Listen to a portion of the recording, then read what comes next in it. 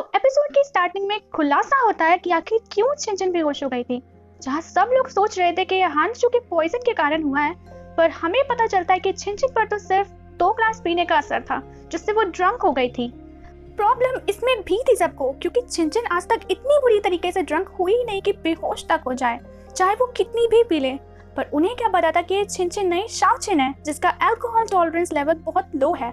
अब छिनछिन जब उठती है तो ये सोचती कि कहानी के मुताबिक वो अपने स्क्रिप्ट वाली दुनिया में मर चुकी होगी और वापस अपनी दुनिया अपने घर में पहुंच गई होगी। टू हर सरप्राइज वो अभी इसी दुनिया में है। वो पागल हो रही थी कि उसके साथ ऐसा क्यों हो रहा है। वो मन ही मन हांचू को ताने मार रही थी कि उसने कब पॉइजन वाला ड्रिंक बदल दिया। आजकल के एक्टर स्क्रीन राइटर से डिस्कस किए बिना ही स्क्रिप्ट में चेंजेस कर लेते हैं। वो सोचती है कि मैं अब कैसे वापस जाऊंगी। फिर उसके दिमाग में बहुत ही खतरनाक आइडिया आता है कि वो खुद को मार लेगी इस दुनिया में और अपनी दुनिया में वापस पहुंच जाएगी। पर खुद को चाकू मारना, फांसी लगाने की कोशिश करना, उससे कुछ भी नहीं हो पाता है, क्योंकि उसे मरने से डर जो लग रहा था। वो कश्मकश में थी कि बिना दर्द के और बिना मरे वो कैसे अपने घर वापस जाए। तभी आसमान की तरफ देखते समय उसके दिमाग में एक थॉट आता है कि अगर उसे सपने से जग के अपनी दुनिया में जाना है तो उसे एंडिंग तक रहना पड़ेगा और उसकी लिखी स्टोरी खत्म होते ही वो अपनी दुनिया में पहुंच जाएगी।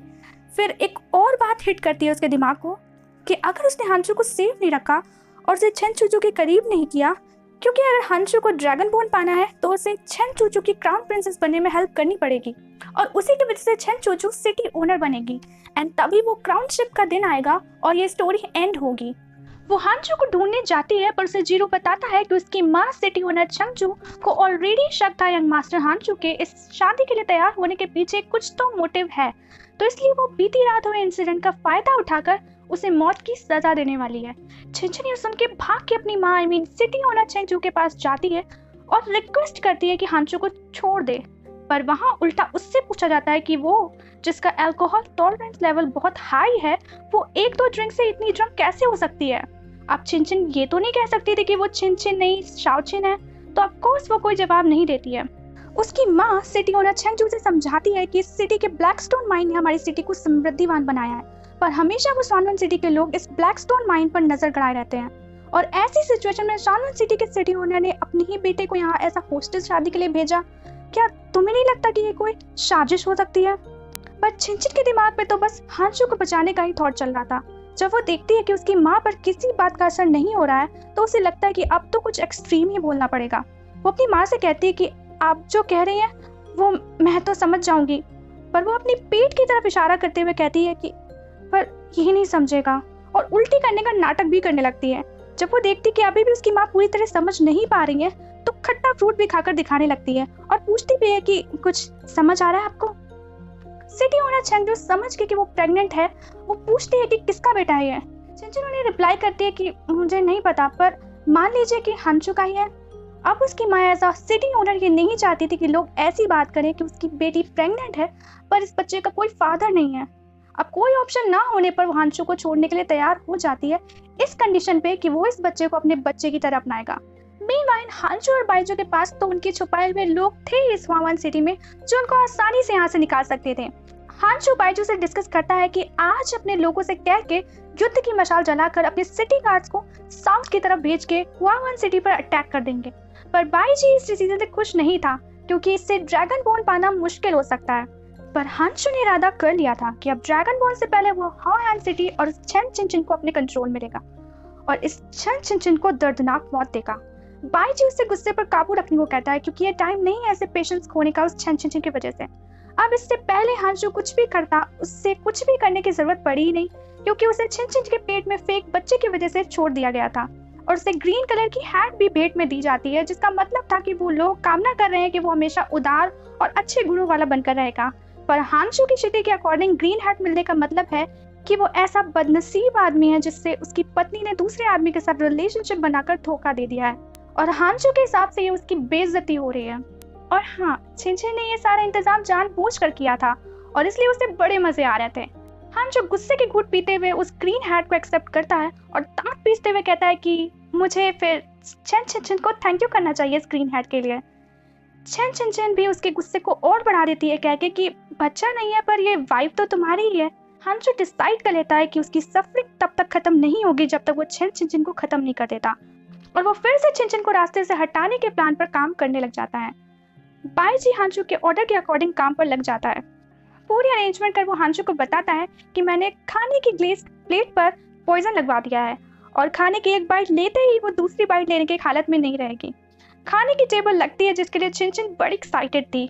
वायान सिटी के कस्टम के अकॉर्डिंग हांचू को छिनछिन के खाते वक्त उसको सर्व करना होगा और हांचू बड़े आराम से इस बात को मान लेता है क्योंकि छिनछिन को पॉइजन सर्व करने में उसे कैसी प्रॉब्लम। जैसे ही ग्लेज्ड प्लेट उसके सामने आती है उसकी आंखें उसी प्लेट पर और छिनछिन के उस प्लेट से लिए हुई बाइट पर टिक जाती है। पर टू हिज सरप्राइज एक और ग्लेज्ड प्लेट टेबल पर सर्व की जाती है और कुछ ही सेकंड बाद कई और ग्लेज्ड प्लेट सामने रख दी जाती हैं, जिससे हांचू सवालों भरी नजर में बाईजी को देखने लगता है और बाईजी के पास इसका कोई आंसर नहीं था और इसके पीछे छिनछिन का ही हाथ था जिसने अनजाने में ही सही एक ग्लेज्ड प्लेट में उसे खाना सर्व किए जाने का ऑर्डर दिया था। हांचू हर ग्लेज्ड प्लेट से एक एक बाइट उठाकर उसे सर्व करने लगता है, ये सोच कर कि इनमें से पॉइजन वाली प्लेट का भी बाइट उसके मुंह तक पहुंच जाएगा। उसकी हरकतें देखकर छिनछिन को हांचू पर शक होने लगता है कि कहीं इसने खाने में कुछ मिलाया तो नहीं है और वो उसे मनी मन कोसती है कि मैंने इसको इतने एफर्ट्स डालकर बचाया और ये मेरी काइंडनेस का ऐसे चुका रहा है। छिनछिन तुरंत एक्शन लेती है और हुआवान सिटी के रूल को तोड़ते हुए हांचू को भी साथ खाने का ऑर्डर करती है और जबरदस्ती हांचू को खिलाने लगती है। जब उसमें भी वो कामयाब नहीं हो पाती है तो वो टेबल को गिराने की कोशिश करती है खाना को अवॉइड करने के लिए। हांचू ये देखकर कि शायद फिर से छिनछिन को भनक लग गई है पॉइजन की, तो वो खुद ही टेबल क्लॉथ को एक झटके से खींचकर सारे डिशेस को गिरा देता है। जब हांचू वापस मेंशन में आता है तो बाईजी उसका गुस्सा देखकर उससे माफी मांगने लगता है और एक और चांस देने के लिए कहता है। इधर भूख से बेहाल छिनछिन अपनी माँ की शरण में जाती है खाने पर वहां भी उसे सिर्फ प्रेग्नेंट औरतों के खाने लायक फीका और अनफ्लेवर्ड खाना सर्व किया जाता है, जिससे वो फिर से भूखी रह जाती है। पर इसी बीच उसकी माँ के अटेंडेंट की नजर छिनछिन के हाथों पर पड़ती है और वो देखते हैं हाथों का गेको सिनेबर बिल्कुल इंटैक्ट था। सो मैं इन्फॉर्मेशन के लिए बता दूं कि ये गेको सिनेबर एक खास तरह का मिक्सचर होता है जो एंशिएंट चाइना में लड़कियों के हाथों पर लगाया जाता है और अगर ये मिक्सचर से बनाया हुआ डॉट हाथ से फेड हो जाता है तो उसे पता चल जाता है कि लड़की अब वर्जिन नहीं है। तो यहाँ स्टोरी में भी छिनछिन कभी किसी के साथ इंटीमेट नहीं हुई थी, तो इसलिए उसका ये गेको सिनेबर अभी तक एकदम इंटैक्ट था और उसकी माँ के सामने बात साफ हो गई थी कि छिनछिन ने जो प्रेग्नेंट वाली बात कही है वो बिल्कुल झूठ है। वो गुस्से से उबलने लगती है कि कैदी के लिए उसने इतना बड़ा झूठ अपनी माँ से बोला और हांचू को पकड़ने का ऑर्डर दे देती है। अब हांचू को बचाने के लिए छिनछिन एक और झूठ बोल देती है कि मैं हांचू से प्यार करती हूँ, मैं उसे चोट पहुंचते नहीं देख सकती और उसके बिना नहीं जी पाऊंगी। उसकी माँ उसके इस प्यार को देखकर मान जाती है कि वो हांचू को कुछ नहीं करेगी जब तक वो कोई परेशानी नहीं क्रिएट करता। उसकी माँ और सिटी ओनर बहुत चिंता में थी कि छिनछिन कब सुधरेगी और रिस्पॉन्सिबल बनेगी। हांचू को तो छिनछिन ने अपनी माँ के कोप से बचा लिया। अब मेन प्रॉब्लम थी कि ये स्टोरी को वो कैसे बढ़ा के एंड तक पहुंचाए जिससे उतना ही जल्दी वो अपने घर पहुंच जाए। अब क्योंकि उसकी स्टोरी में चेंजेस करने से स्टोरी काफी कॉम्प्लिकेटेड हो चुकी थी, तो इसलिए स्टोरी के प्लॉट को आगे बढ़ाने के लिए उसे किसी के एडवाइस की जरूरत थी। इसलिए वो वहाँ के टाइम के स्टोरी टेलर्स के पास जाती है हेल्प लेने। वो उन तीनों स्टोरी टेलर्स को बताती है कि उसकी लिखी स्टोरी में कुछ इश्यूज हैं जिसके लिए उसे उन लोगों की हेल्प चाहिए और उन्हें अच्छे से समझाने के लिए वो सामने बास्केट में रखे बनाना को उठा के बताती है कि मान लो ये हीरो है और हीरोइन है ये एप्पल और एक फीमेल सपोर्टिंग रोल है जो मान लो ये ऑरेंज है।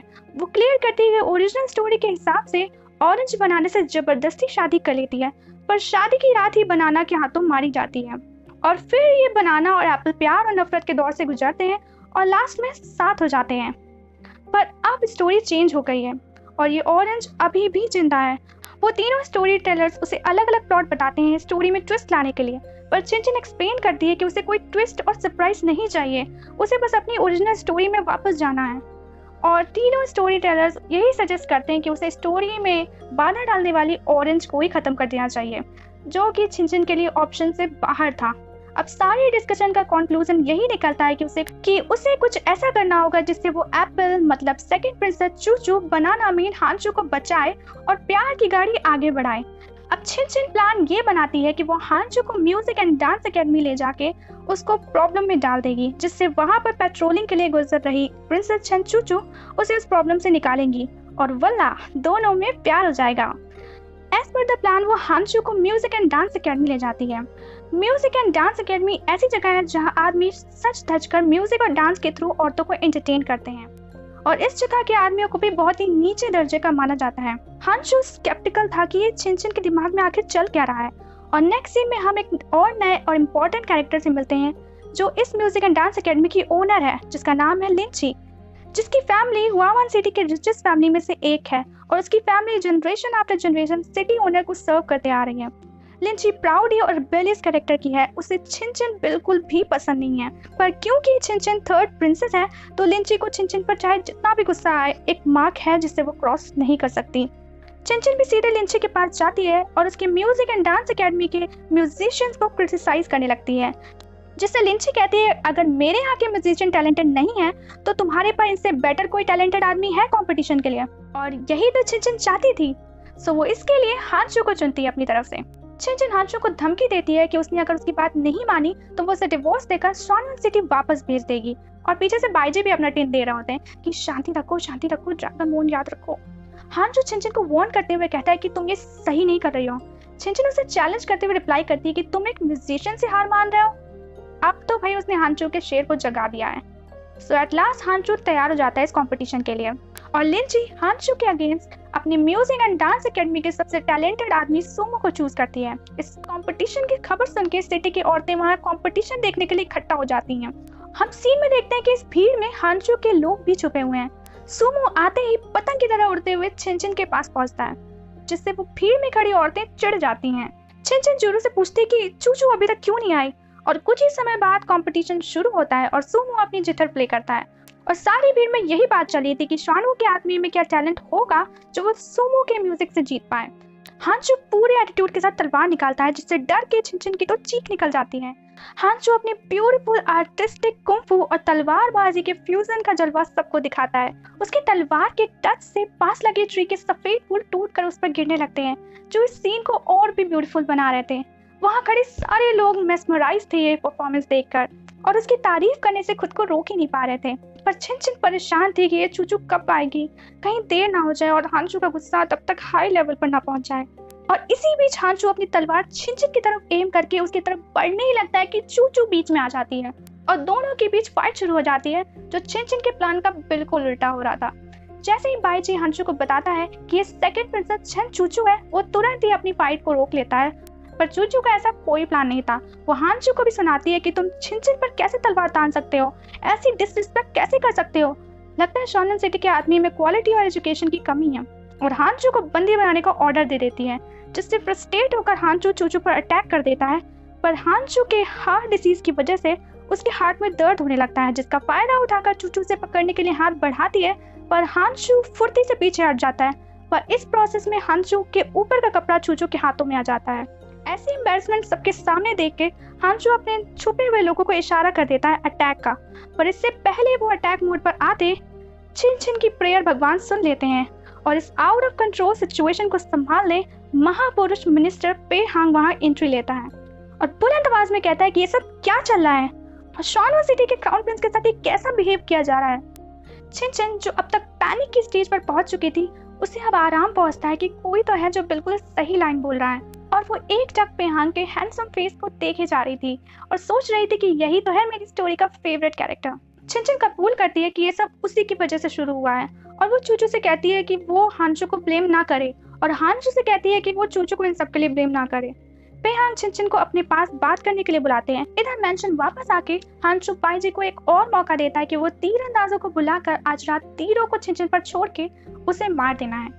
मीनवाइल मिनिस्टर पेहांग छिनछिन से अपनी नाराजगी जता रहे होते हैं कि इसी वजह से मैं तुम्हें पसंद नहीं करता, क्योंकि तुम हमेशा बस अपनी मनमर्जी करती हो, किसी के इमोशन तुम्हारे लिए मैटर ही नहीं करते और तुमने हमारी एंगेजमेंट को बुला के शॉनन सिटी के क्राउन प्रिंस से फोर्सफुली शादी कर ही ली है, तो तुम्हें एटलीस्ट उसे अच्छे से ट्रीट तो करना चाहिए। वो इस सिटी में अकेला है, ना कोई दोस्त है, ना कोई फैमिली है, उसके यहाँ कोई भी नहीं है जिससे वो अपनी दिल की बात कर सके। उसके लिए सिचुएशन ऐसी है कि जैसे वो एक थिन आइस पर चल रहा हो और कोई भी अगला कदम उसे खतरे में डाल सकता है और तुम्हें बस अपनी मनमर्जी करना है। पेयांग आगे कहता है कि मैं कल ही तुम्हारी माँ के पास जाऊंगा और हमारी एंगेजमेंट को तोड़ दूंगा। पर जैसे ही वो पीछे टर्न होकर छिनछिन के आंसू से भरी आंखें देखता है, वो शॉक हो जाता है। छिनछिन रोने जैसी आवाज में उससे कहती है कि मैं भी अकेली और हेल्पलेस हूँ, ना मेरा कोई दोस्त है ना फैमिली, और कोई ऐसा नहीं है जिससे मैं अपने मन की बात कह सकूं। मैं भी थिन आइस पर चल रही हूँ, एक गलत कदम मुझे डेंजर में डाल सकता है। मैं बस घर जाना चाहती हूँ और इसीलिए बिना सोचे समझे मैं कुछ भी किए जा रही हूँ। वो पेयांग से रिक्वेस्ट करती है कि मुझे ऐसे डांटो मत, क्योंकि मैं आपको बहुत पसंद करती हूँ। और इसे सुनकर पेयांग की तो धड़कन ही रुक जाती है और कंफर्म करने के लिए वो फिर से पूछता है कि क्या कहा तुमने।